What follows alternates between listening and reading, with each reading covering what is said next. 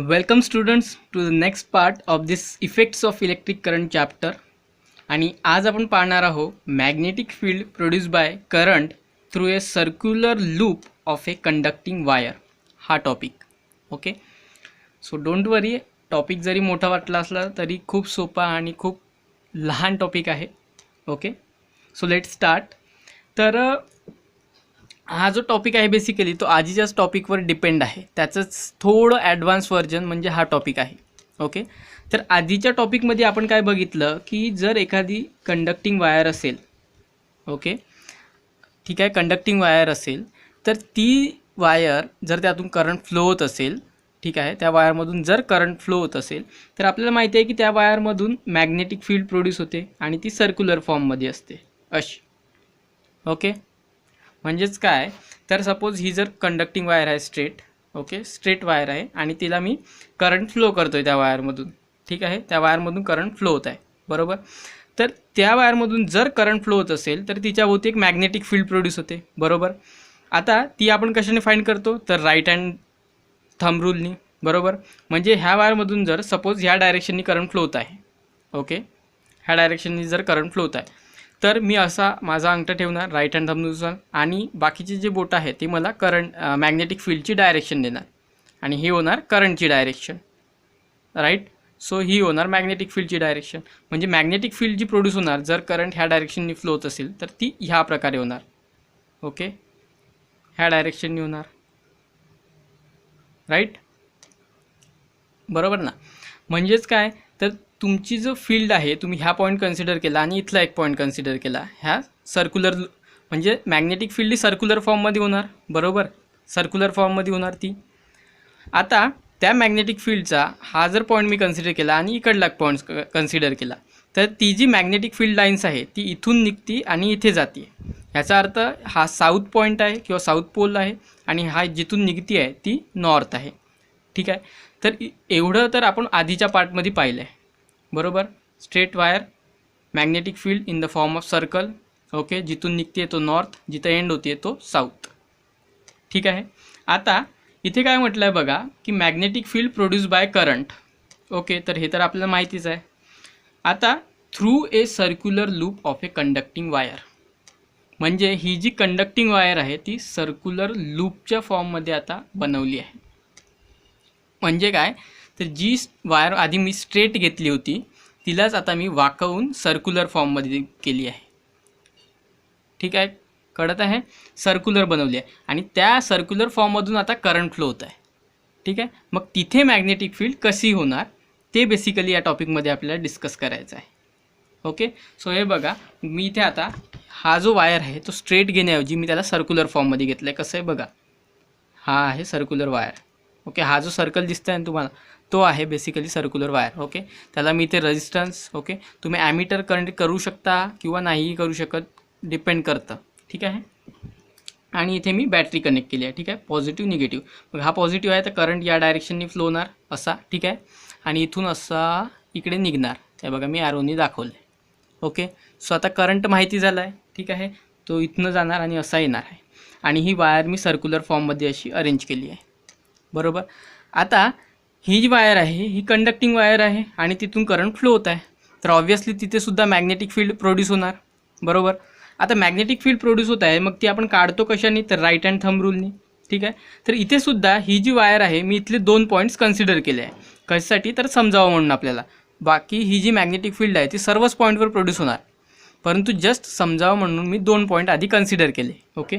So हा एक point आहे आणि हा एक पॉईंट आहे, ठीक आहे. मी याला नाव देतो आहे सपोज पी आणि याला नाव देतो आहे क्यू, ओके. तर आता हा जो पॉईंट आहे याला पी म्हटलं आहे मी. तिथे जर बघाल तर तिथे जर तुम्ही डायरेक्शन काढा जाता ह्या पॉईंटवर करंट इथनं असा फ्लो होत आहे, सो म्हणजे पुढे जातो आहे करंट बरोबर.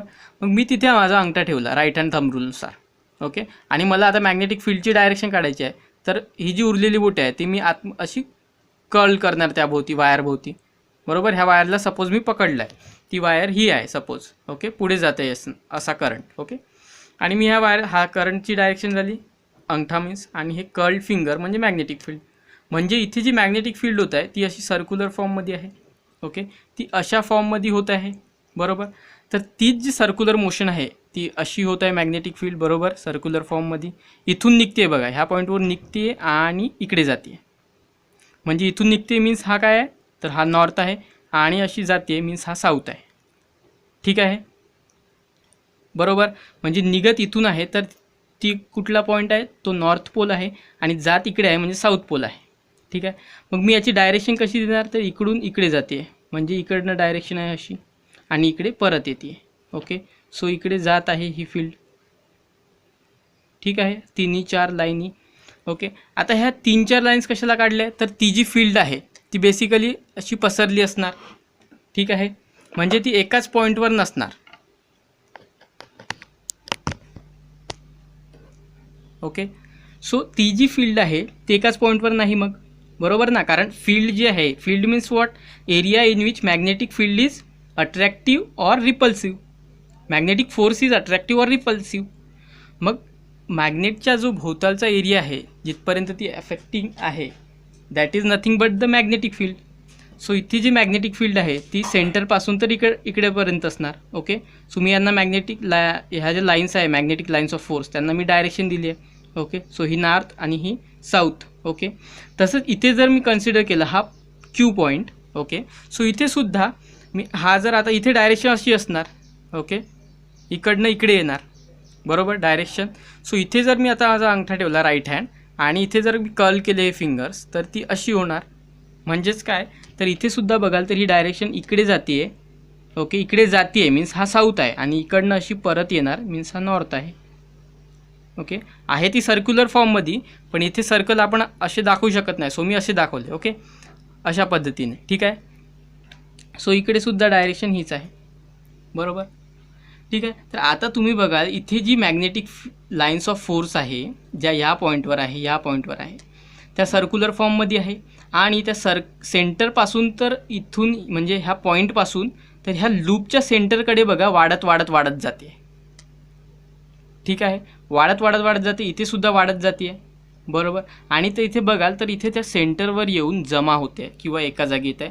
आणि आता इथे होणार काय, तर इथे बेसिकली ह्या चिपकून नसणार, इथे थोडी गॅप असणार. सॉरी, इथे चिपकल्या आहे, कारण विचार करा, कारण इथे जो पोल येतोय ना तो आहे साऊथ पोल, आणि इथे सुद्धा जो पोल येतोय तो आहे साऊथ पोल, बरोबर. इथे साऊथ पोल येत आहे, सो ऑब्व्हियसली साऊथ पोल म्हणजे लाईक पोल जवळ आल्यामुळे तिथे रिपल्शन असणार. म्हणजे ह्या लाईन्स ज्या आहे त्या एकमेकांना टच होणार नाही. इथे सॉरी तो झाले आहे चुकीने, बट टच होणार नाही त्या प्रॅक्टिकली. ओके, तसंच तुम्ही मग आता कुठलाही पॉईंट कन्सिडर करा. सपोज हा पॉईंट घेतला आहे मी, तर इथे सुद्धा अशाच ज्या आहे त्या लाईन्स फॉर्म होतील, आणि त्यासुद्धा एकमेकांना इथे टच होणार नाही. परंतु सेंटरकडे जर बघाल तुम्ही तर त्या एकमेकांच्या जवळ येणार. इथे सुद्धा कुठला पॉईंट घेतला तर तिथे सुद्धा तशाच फॉर्म होणार. ठीक आहे, म्हणजे सांगायचं काय, तर त्या ज्या लाईन्स आहे त्या सेंटरकडे ज्या आहे त्या खूप जास्त प्रमाणात आहे, किंवा सेंटरमधून खूप जास्त प्रमाणात त्या पास होत आहे. ठीक आहे, म्हणजेच काय, तर magnetic field at the centre is stronger. ठीक आहे, आणि तुम्ही बघाल तर ती एकाच डायरेक्शनमध्ये सुद्धा आहे. इथे बघाल ही एकाच डायरेक्शनला आहे. तसेच ह्या पॉईंटमुळे ज्या सुद्धा होणार, किंवा सर्वच पॉईंटमुळे त्या एकाच डायरेक्शनमध्ये असणार, आणि त्या सेंटरलाच स्ट्रॉंग असणार. ओके, आणि त्या एकमेकांना टचसुद्धा होणार नाही. ठीक आहे, तर मग आता तुम्हाला लक्षात आलं आहे की मॅग्नेटिक फील्ड जर स्ट्रेट वायरनी केली तर ती सर्क्युलर फॉर्ममध्ये असणार, परंतु तीच जर वायर आपण जर लूपच्या फॉर्ममध्ये कन्सिडर केली तर तिथे जी मॅग्नेटिक फील्ड प्रोड्यूस होणार ती सेंटरकडे जास्त असणार. ओके, आणि बाहेर जी आहे ती कमी असणार. मग म्हणजे मॅग्नेट स्ट्रॉंग अट्रॅक्शन किंवा रिपल्शन कुठे होणार, तर सेंटरकडे होणार. ठीक आहे, तर हेच बेसिकली तुम्हाला सांगायचं आहे. मग आता इथले इम्पॉर्टन्स पॉईंट कुठले आहेत जे लक्षात ठेवायचे ते बघा, की each point on the loop produce magnetic field lines in the form of circle.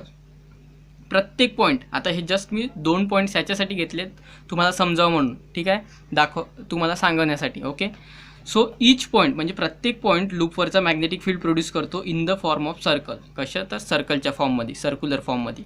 का करतात सर्क्युलर फॉर्ममध्ये, तर ते आपण आधी डिस्कस केलं आहे आधीच्या पार्टमध्ये.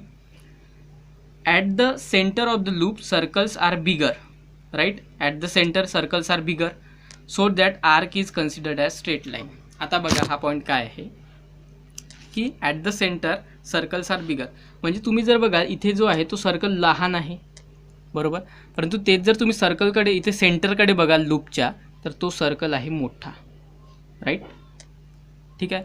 आता तुम्ही जर इथला आर्क बघितला, आर्क म्हणजे काय, तर याची जो याचा आपण त्याला सर्कम्फरन्स म्हणतो, मीन्स जी लाईन आहे आउटर, त्याला आपण सर्कम्फरन्स म्हणतो, त्याचा एक तुकडा मीन्स त्याला म्हणतात आर्क. मी सपोज एवढा तुकडा सिलेक्ट केला तर त्याला म्हणतात आर्क. ओके, ठीक आहे. तर आता इथे काय, तर हा जो स्मॉलर सर्कल आहे त्याचा जर तुम्ही एखादा पार्ट सिलेक्ट केला किंवा आर्क सिलेक्ट केली तर ती तुम्हाला परफेक्ट सर्क्युलर फॉर्ममध्ये दिसणार. का बरं, ती छोटी आहे. परंतु तेच जर तुम्ही इथला जर एखादा सपोज मी हा एवढूसा आर्क जर सिलेक्ट केला, ओके, तर आता बघा हा तुम्हाला जवळजवळ स्ट्रेट वाटतोय, तो सर्क्युलर वाटणार नाही, तो तुम्हाला जवळजवळ स्ट्रेट वाटतोय. म्हणजेच काय, तर अशी एक सरळ जी आहे ती वायर वाटतोय, इथे वायर. ओके, ठीक आहे, म्हणजे तुम्हाला तो स्ट्रेट वाटतोय. परंतु तेच लहान सर्कलचा जर बघाल तर तो तुम्हाला एक सर्कलच वाटणार. ठीक आहे, म्हणजेच at the centre loops are bigger, बरोबर, सेंटरवर बिगर आहे. And their arc is considered as straight line. त्या आर्कला आपण एक स्ट्रेट लाईन कन्सिडर करू शकतो. म्हणजेच काय, तर मी इथे एक स्ट्रेट लाईन जी आहे ती अशी ड्रॉ करू शकतो, बरोबर, इथे अशी स्ट्रेट लाईन ड्रॉ करू शकतो आणि त्याची डायरेक्शन काय असणार, तर ती अशी असणार, बरोबर. ठीक आहे. नंतर each point produce magnetic field at the centre of the circle or loop. म्हणजे प्रत्येक पॉईंट जो आहे तो मॅग्नेटिक फील्ड कुठे प्रोड्यूस करतो आहे, तर इथे सेंटर ऑफ द लूपमध्ये. ही लूप आहे, लूप मीन्स वायर, वायरला सर्क्युलर फॉर्ममध्ये अरेंज केलं तर तिला लूप म्हणतात. ठीक आहे, तर ह्या लूपचा जो सेंटर आहे तो इथे आहे. तर हा प्रत्येक पॉईंट कुठे मॅग्नेटिक फील्ड प्रोड्यूस करतो आहे, तर सेंटरवर करतो आहे. Okay, magnetic field is stronger at the centre and in one direction. ठीक आहे, मग स्ट्रॉंगर कुठे आहे, तर मॅग्नेटिक फील्ड स्ट्रॉंगर कशावर डिपेंड आहे, तर मॅग्नेटिक लाईन्स ऑफ फोर्सवर. मग मॅग्नेटिक लाईन्स ऑफ फोर्स जर बघाल तर सेंटरकडे, सगळ्या पॉईंटच्या सेंटरकडेच आहे. So magnetic field is stronger at the centre and is in one direction. ठीक आहे, वन डायरेक्शनमध्ये. ओके, आणखी एक गोष्ट जी इथे इम्पॉर्टंट आहे ती म्हणजेच तुम्ही आधी पाहिलं आहे की जर आपण एखादी समजा वायर असेल ज्यातून की करंट फ्लो होत आहे तर तिथे मॅग्नेटिक फील्ड होणार प्रोड्यूस, बरोबर, सर्क्युलर फॉर्ममध्ये. परंतु जर तुम्ही करंट जर वाढवला त्या कंडक्टिंग वायरमधला तर ती जी मॅग्नेटिक फील्ड जी प्रोड्यूस झाली आहे तीसुद्धा स्ट्रॉंगर होत जाते जर आपण करंट वाढवत गेला तर, बरोबर. हे आपण पाहिलं आहे आधीच्या पार्टमध्ये. ठीक आहे, मग आता इथेसुद्धा बघाल जर तुम्ही इथे करंट जर वाढवला लूपमधला तर ऑब्व्हियसली इथेसुद्धा मॅग्नेटिक फील्ड वाढणार, बरोबर आहे, आणि ती कुठे, सेंटरलाच. ठीक आहे, परंतु आता जस्ट विचार करा, समजा मी करंट वाढवण्याऐवजी जर इथले ह्या लूप्सच जर वाढवल्या, म्हणजे आता इथे एकच लूप आहे, बरोबर, सर्क्युलर, तर तोच जर वायर इथून इकडे आणण्यापेक्षा जर मी याला पुन्हा आणखी एक सर्क्युलर अशी लूप केली, पुन्हा केली आणि पुन्हा अशा, ठीक आहे, अशा एन टर्म्स केल्या मी, एन टाइम्स त्याला टर्न्स दिल्या, अशा अशा टर्न. ओके, एक टर्न, दोन, अशा एन टाइम्स म्हणजे खूप साऱ्या मी टर्न्स दिल्या. तर आता काय होणार, प्रत्येक जी टर्न आहे ती एक मॅग्नेटिक फील्ड प्रोड्यूस करणार. म्हणजेच काय, तर एका टर्नची मॅग्नेटिक फील्ड जी असणार त्यात आणखी ज्या टर्न्समुळे प्रोड्यूस झालेली मॅग्नेटिक फील्ड आहे तीसुद्धा ॲड होत जाणार. Okay, so next point is n terms in the loop create magnetic field n times stronger. म्हणजे जेवढ्या तिथे टर्न्स तुम्ही कराल तेवढे टाइम्स ती मॅग्नेटिक फील्ड स्ट्रॉंगर होत जाणार. म्हणजेच काय, तर मॅग्नेटिक फील्ड जे आहे तर तुम्ही करंट वाढवला तरीही ती मॅग्नेटिक फील्ड स्ट्रॉंगर होणार. ओके, करंट वाढवला तरी, तुम्ही लूप जरी कॉन्स्टंट ठेवल्या परंतु करंट जरी वाढवला तरी मॅग्नेटिक फील्ड स्ट्रॉंगर होणार. तुम्ही करंट वाढवला नाही परंतु लूप्स वाढवल्या तरी देखील मॅग्नेटिक फील्ड स्ट्रॉंगर होणार.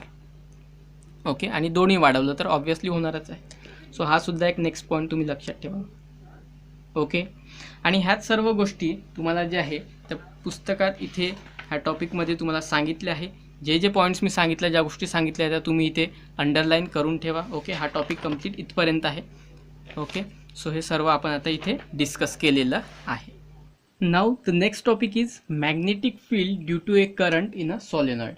ओके, तर magnetic field due to a current, करंटमुळे मॅग्नेटिक फील्ड होते हे तर आपल्याला माहिती आहे, पण इन ए सोलेनॉइड, सोलेनॉइडमध्ये कशी होते ते आपल्याला बघायचं आहे.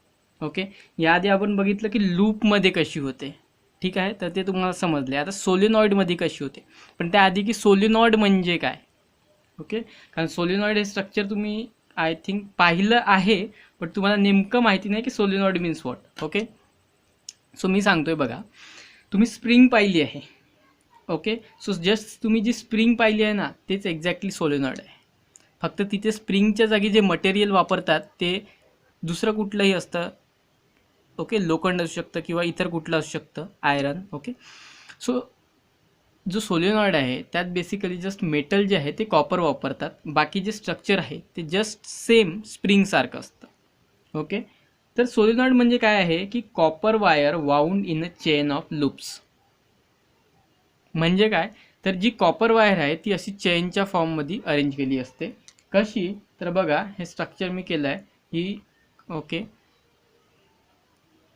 ओके, सो हे जे स्ट्रक्चर आहे बेसिकली ते आहे सोलेनॉइड. काय आहे बघा, ही जी वायर आहे ॲक्च्युली त्या वायरला मी सर्क्युलर फॉर्ममध्ये अरेंज केलं आहे. बघा हा सर्कल आहे.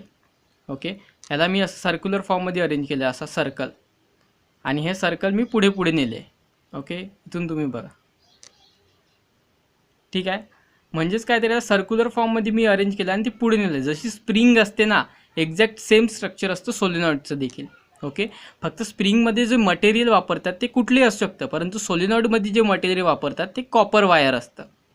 ओके, तर हे जे आहे हे इलेक्ट्रिकल एक ॲक्च्युली इन्स्ट्रुमेंट आहे, त्याला सोलेनॉइड म्हणतात. ओके, सोलेनॉइडमध्ये जी कॉपर वायर आहे ती अशी सर्क्युलर फॉर्ममध्ये अरेंज केली असते आणि ती मग पुढे पुढे नेली असते. जशी स्प्रिंग असते ना, एक्झॅक्ट सेम स्ट्रक्चर असतं सोलेनॉइडचं देखील. ओके, तर हे आहे सोलेनॉइड. आता हा परफेक्ट गोल तर इथे झालेला नाही, पण जसं जमेल तसं मी केलं आहे याला. ओके, सो इथे बघा आता सर्क्युलर फॉर्ममध्ये असे हा अरेंज केले आहे. ओके, सो तेच स्ट्रक्चर मी इथे सुद्धा काढलं आहे, हे बघा. ओके, तर हा आहे बेसिकली सोलेनॉइड. मग सोलेनॉइड काय आहे तुम्हाला कळलं आहे काय आहे, तर कॉपर वायर. ओके, इथे वायर जी आहे ती फक्त कॉपरचीच वापरायची असते. का, कारण तर copper wire is a good conductor of electricity. Okay, त्यामुळे आणि आपण इथे इलेक्ट्रिसिटीशी डील करत आहोत, बरोबर आहे, शिकत आहोत. सो इथे जी वायर वापरायची आहे ती कॉपर आहे. ओके, मग हे आहे solenoid copper wire wound in chain of loops. Loop म्हणजे काय, तर सर्क्युलर फॉर्म, ते तुम्हाला कळलं आहे. ओके, लूप म्हणजे काय ते तर माहिती आहे तुम्हाला, पण चेन ऑफ लूप्स, चेन म्हणजे काय, लूपची चेन. ओके, कारण इथे बघाल तर ज्या लूप्स आहेत त्या एका मागोमाग एक अरेंज केल्या गेल्या आहे. सो चेन ऑफ लूप्स म्हणजेच काय, तर copper wire wound in chain of loops, that is nothing but the solenoid.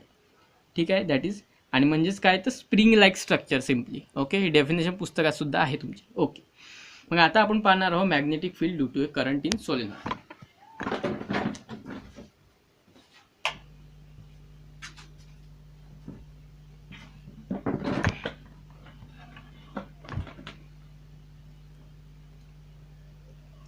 तर मग मी इथे आता हा जो एंड आहे आणि हा एंड आहे, ह्या दोनांना बॅटरीशी कनेक्ट केला आहे. म्हणजे आता या जे आहे या एंडमधून करंट फ्लो होत आहे. ठीक आहे, तर माझ्या सोलेनॉइडमधून करंट फ्लो होत आहे, बरोबर.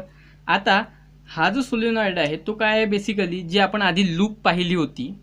ओके, त्याच लूपचं ॲक्च्युली एक्सटेंडेड व्हर्जन आहे.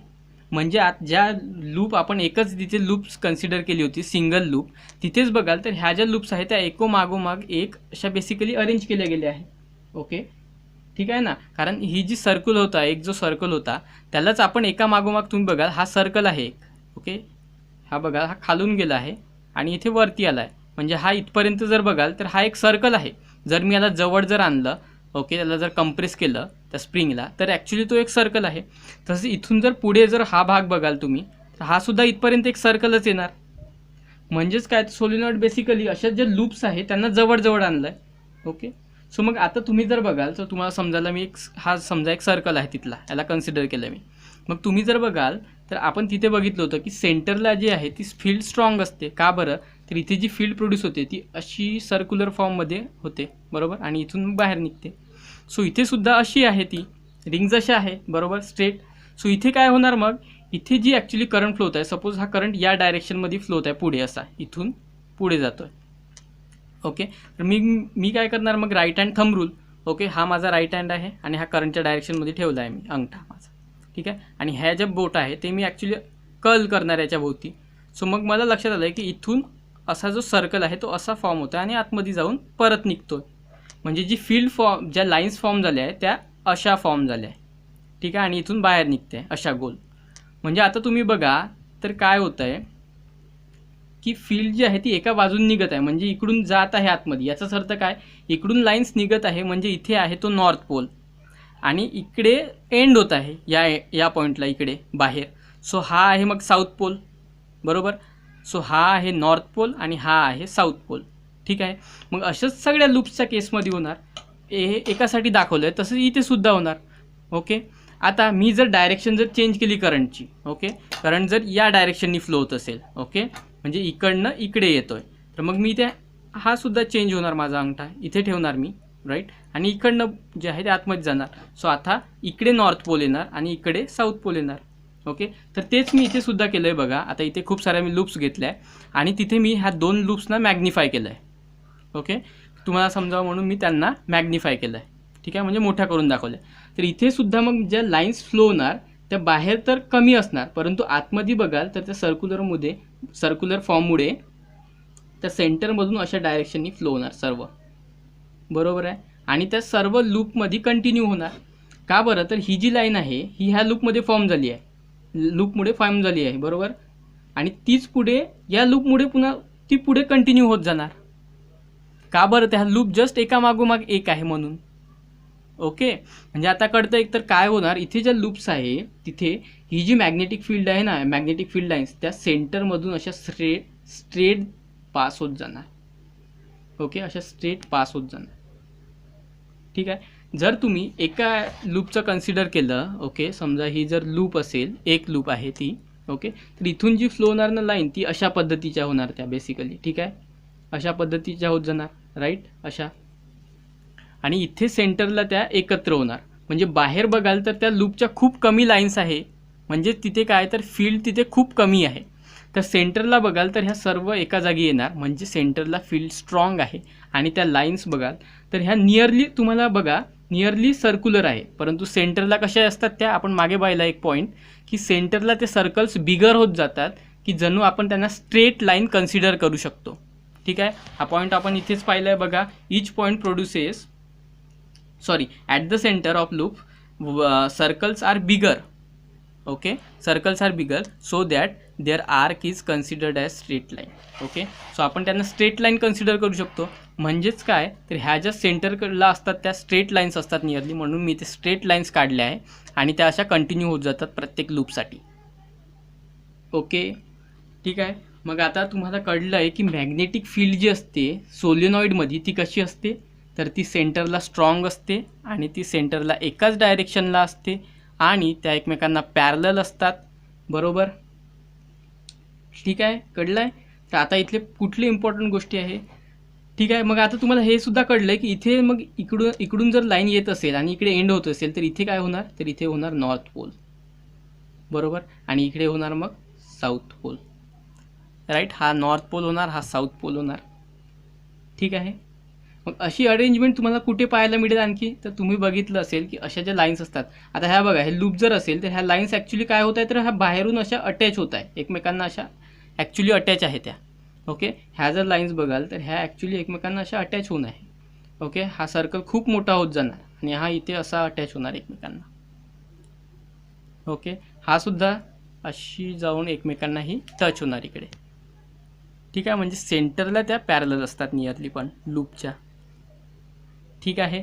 मग अशी अरेंजमेंट तुम्हाला कुठं पाहायला मिळते आणखी, तर ती पाहायला भेटते बार मॅग्नेटमध्ये. का बरं? तर तुम्ही बार मॅग्नेट तुम्हाला माहिती आहे असा असतो बार मॅग्नेट. इथे नॉर्थ असणार त्याला आणि इथे त्याला साऊथ असणार. इथून सुद्धा लाईन्स अशा नॉर्थकडून निघतात आणि साऊथला भेटतात, नॉर्थकडून निघतात साऊथला भेटतात. ओके, असं असतं बरोबर स्ट्रक्चर. तर अशीच सेम कंडिशन तुम्हाला इथे सुद्धा पाहायला मिळते. इथे नॉर्थ, साऊथ आणि अशा लाईन्स. ओके. सो याच्यावरून तुम्हाला एक पॉईंट असं लिहिता येणार की properties of the magnetic field of a solenoid. Magnetic field of सोलेनॉइडच्या properties are similar to that of the magnetic field produce by bar magnet. म्हणजे ज्या बार मॅग्नेटच्या मॅग्नेटिक फील्डच्या प्रॉपर्टी आहे आणि प्रॉपर्टीज कशाच्या मॅग्नेटिक फील्ड ऑफ सोलेनॉइड ह्या nearly similar असतात. कशा असतात तर सिमिलर असतात, त्या सारख्या असतात. ओके, जवळपास. ठीक आहे. नेक्स्ट पॉईंट काय तर मॅग्नेटिक फील्ड ऑफ फोर्स और magnetic lines of force inside a solenoid are parallel to each other. ठीक आहे, आपण बघितलं आहे पॅरलल टू इच अदर म्हणजेच काय तर magnetic field in a solenoid is uniform. Okay, magnetic field in a solenoid is uniform. आता यावर तुम्हाला क्वेश्चनसुद्धा येऊ शकतो की magnetic field in a solenoid is uniform. ठीक आहे, तर का युनिफॉर्म असतात तुम्हाला कळलं आहे. Okay. So magnetic field are parallel to each other. This तुम्ही यात लिहू शकता मग magnetic field lines are parallel to each other, this arrangement is same like as a bar magnet, properties are similar वगैरे वगैरे, and magnetic fields are uniform. Okay, so तुम्हाला कळलं आहे आता magnetic field in the solenoid कशी असते ती inside. ठीक आहे, आणि हे सर्व तुम्हाला इथे सुद्धा पुस्तकात या टॉपिकमध्ये सांगितलं आहे. ज्या गोष्टी मी लिहून दिल्या आहे किंवा ज्या डिस्कस केल्या आहे त्या सर्व इथे आहे. ही डेफिनेशन आहे आणि इथले पॉईंट्स आहेत. Okay, next topic is force acting on current carrying conductor in a magnetic field. Okay, topic बघा काय आहे की force acting on current carrying conductor, म्हणजे फोर्स ॲक्ट होत आहे कशावर, तर करंट कॅरिंग कंडक्टरवर ॲड होत आहे, कंडक्टरवर ॲक्ट होत आहे जो की करंट कॅरी करत आहे. Conductor means wire, right. So wire ज्यातून करंट फ्लो होत आहे अशा वायरवर फोर्स ॲक्ट होत आहे. पण कशामुळे, इन अ मॅग्नेटिक फील्ड. जर त्या वायरला आपण मॅग्नेटिक फील्डमध्ये ठेवलं तर तिच्यावर फोर्स ॲक्ट होतो. ठीक आहे, म्हणजेच एखादी करंट कॅरिंग वायर असेल तिला जर मी मॅग्नेटिक फील्डमध्ये ठेवलं तर तिच्यावर फोर्स ॲक्ट होतो. तर हेच आपल्याला या टॉपिकमध्ये आता पाहायचं आहे. ओके, सो त्यासाठी मी काय करतो, मी एक मॅग्नेट घेतलं आहे बघा. हे मॅग्नेट आहे, हा नॉर्थ एंड आहे आणि हा साऊथ आहे. हे आहे बेसिकली एक हॉर्सशू मॅग्नेट. ओके, हॉर्सशू का बरं म्हणतं त्याला, तर याचा जो आकार आहे तो हॉर्स शू सारखा आहे. हॉर्स शू म्हणजे काय, तर हॉर्स म्हणजे घोडा माहिती आहे तुम्हाला. ओके, आता शू म्हणजे काय, तर घोड्याची जी आहे त्याचा जो पाय असतो त्याच्या खालचा जो आकार असतो ना त्याला असा एक त्याला नाड म्हणतात, नाड बेसिकली. ओके, सो घोड्याचा जो पाय असतो त्याला बेसिकली पायाला एक अशी टाच लावली जाते, त्याला नाड म्हणतात, घोड्याची नाड. ओके, सो त्याला टाचेसारखा एक आकार लावला जातो. का बरं, तर त्याचे पाय झिजावेत नाही म्हणून. कारण घोडा धावतो ना, सो त्याचे पाय झिजावे नाही म्हणून, त्यांना इजा होऊ नये म्हणून असा एक प्रकारचा एक आकाराचा एक नाड म्हणतात त्याला, ते लावतात. सो त्याला म्हणतात शू, हॉर्स शू. आणि म्हणूनच याचासुद्धा आकार तसाच असल्यामुळे यालासुद्धा तेच नाव दिलं आहे, हॉर्स शू मॅग्नेट. ठीक आहे, तर हे मॅग्नेट घेतलं आहे, हा नॉर्थ एंड आहे, हा साऊथ एंड आहे. आणि या दोन्ही मॅग्नेटच्या मध्ये म्हणजे इथे आता मॅग्नेटिक फील्ड असणार, मॅग्नेटिक लाईन्स ऑफ फोर्स इथून होणार आणि इकडे जाणार आहे. तिथे मी एक वायर ठेवली आहे ज्यातून करंट फ्लो होत आहे. इथे मी बॅटरी कनेक्ट केली आहे. ओके, आणि की ऑन आहे म्हणजे करंट फ्लो होत आहे आणि ही वायर आहे. ठीक आहे, मग आता बघा इथून जो करंट फ्लो होत आहे तो बेसिकली आता ह्या डायरेक्शननी होणार, म्हणजे वरून खाली येत आहे. ओके, तर जेव्हा तुम्ही असं कराल काय, तर वायरमधून करंट फ्लो कराल आणि इथे मॅग्नेटिक फील्ड असणार तर त्या वायरवर फोर्स ॲक्ट होतो. हा एक्सपेरिमेंट आहे बेसिकली जो की तुम्हाला परफॉर्म करायचा आहे. ओके, तर इथे बघाल तर हा नॉर्थ एंड आहे, हा साऊथ एंड आहे. म्हणजे इथे ज्या मॅग्नेटिक लाईन्स असणार त्या या डायरेक्शननी असणार, नॉर्थ टू साऊथ. ओके, म्हणजेच कशा, तर मी इथे काढतोय बघा, इथे असणार त्या या डायरेक्शननी समथिंग. ओके, त्या या डायरेक्शननी असणार. ओके, ह्या basically magnetic lines of force असणार, त्यांची डायरेक्शन असणार या डायरेक्शननी. ओके, सो ही मी त्यांना डायरेक्शन दाखवतो. आणि ही जी वायर आहे त्यातून करंट फ्लो होत आहे आणि तो असा आहे म्हणजे स्ट्रेट आहे. तर ह्या ज्या लाईन्स आहेत त्या आडव्या आहेत, हॉरिझॉन्टल आहेत. बरोबर, हे मॅग्नेट हॉरिझॉन्टल आहे बेसिकली. ओके, आडवं. आणि ह्या ज्या लाईन्स, ही जी लाईन आहे किंवा वायर आहे ज्यातून करंट फ्लो होत आहे ती वर्टिकल आहे. ओके, तर जेव्हा तुम्ही असं कराल आणि त्यातून करंट जर फ्लो कराल तर तुम्हाला असं लक्षात येईल की ही जी वायर आहे ती बेसिकली या डायरेक्शनला थोडी मूव्ह झालेली असणार. ओके, अशा पद्धतीने ती या डायरेक्शनला झुकलेली दिसणार. ओके, तर ते जर याची डायरेक्शन आता रिव्हर्स केली म्हणजे ही जर बॅटरी तुम्ही उलट लावली या डायरेक्शननी तर आता करंट या डायरेक्शननी फ्लो होणार, इकडनं वरती जाणार. तर तेव्हा तुम्हाला लक्षात येणार की वायरची जी डायरेक्शन आहे ती या बाजूला झाली आहे किंवा जी वायर जी आहे ती या बाजूला झुकली आहे. ओके, अशी झुकली आहे. ठीक आहे, म्हणजेच काय, तर इथे बघाल तर ही जी मॅग्नेटिक फील्ड आहे ती अशी आहे. ओके, ही डायरेक्शन आहे सपोज मॅग्नेटिक फील्डची. ओके, आणि जो वायरमधून करंट फ्लो होत आहे तो अशा प्रकारे होत आहे, ती स्ट्रेट आहे वायर. ओके, म्हणजेच काय, तर ते दोघेही एकमेकांना परपेंडिक्युलर आहे. बरोबर, ही आहे मॅग्नेटिक फील्डची डायरेक्शन. ओके, आणि ही आहे करंटची डायरेक्शन, करंट कॅरिंग वायरची. ओके, ही वायर आहे त्याला परपेंडिक्युलर आहे. बरोबर, आणि जो फोर्स ॲक्ट होतोय तो इकडे होतोय किंवा त्या वायरच्या इकडे होतोय. म्हणजेच काय, तर तो याला परपेंडिक्युलर होतोय आणखी. बरोबर. ही फील्ड आहे, त्याला परपेंडिक्युलर वायर आहे, फील्ड हॉरिझॉन्टल आहे, वायर व्हर्टिकल आहे, म्हणजे ते एकमेकांना परपेंडिक्युलर आहे, 90 डिग्रीचा अँगल करतात. ओके. आणि जी फोर्स ॲक्ट होतोय तो या डायरेक्शनला होतोय किंवा या डायरेक्शनला होतोय जर मी करंटची डायरेक्शन चेंज केली तर. म्हणजेच काय, तर तो फोर्ससुद्धा हा जो कंडक्टर किंवा वायर आहे त्याला परपेंडिक्युलरली ॲक्ट होतो, इकडे किंवा इकडे. ओके, परपेंडिक्युलरली ॲक्ट होतोय. बरोबर. म्हणजेच माझी ही जर डायरेक्शन असेल कशाची, आता ह्याला मी कन्सिडर करतोय मॅग्नेटिक फील्ड, ज्याला की बी म्हणतात, बीने रिप्रेझेंट करतात. तुम्हाला तो पुस्तकात सिम्बॉल आलेला नाही, परंतु पुढच्या जेव्हा 11वी 12वीत वगैरे तुम्हाला येणार तो. सो त्याला बीने रिप्रेझेंट करतात.